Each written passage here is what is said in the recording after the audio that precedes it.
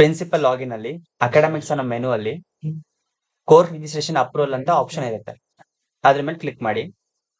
ಇಲ್ಲಿ ನೀವು academic year, program level and program name ನ ಸೆಲೆಕ್ಟ್ ಮಾಡ್ಕೊಳ್ಳಿ. ನೆಕ್ಸ್ಟ್ ವ್ಯೂ ಬಟನ್ ಮೇಲೆ ಕ್ಲಿಕ್ ಮಾಡಿ. ಇಲ್ಲಿ ನಿಮ್ಗೆ ಸ್ಟೂಡೆಂಟ್ಸ್ ವಿಸಿಬಲ್ ಆಗ್ತಾರೆ. ರೈಟ್ ಸೈಡ್ ಆಕ್ಷನ್ ಕಾಲಮ್ ಅಲ್ಲಿ ಅಪ್ರೂವ್ ಬಟನ್ ಇರುತ್ತೆ, ಅದ್ರ ಮೇಲೆ ಕ್ಲಿಕ್ ಮಾಡಿ. ಇಲ್ಲಿ ನಿಮ್ಗೆ ರೈಟ್ ಸೈಡ್ ಅಲ್ಲಿ ಅಪ್ರೂವ್ ಅಂತ ಆಪ್ಷನ್ ಇರುತ್ತೆ, ಅದರಲ್ಲಿ ಸೆಲೆಕ್ಟ್ ಆಲ್ ನ ಕ್ಲಿಕ್ ಮಾಡಿ. ಸೆಲೆಕ್ಟ್ ಆಲ್ ಕ್ಲಿಕ್ ಮಾಡಿದಾಗ ನಿಮ್ಗೆ ಎಷ್ಟು ಸ್ಟೂಡೆಂಟ್ ವಿಸಿಬಲ್ ಆಗ್ತಿರ್ತಾರೋ ಅವ್ರದೆಲ್ಲ ಸೆಲೆಕ್ಟ್ ಆಗಿರುತ್ತೆ.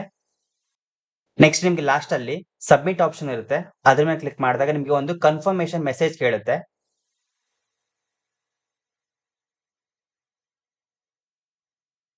ಎಸ್ ಅನ್ನ ಬಟನ್ ಮೇಲೆ ಕ್ಲಿಕ್ ಮಾಡಿ.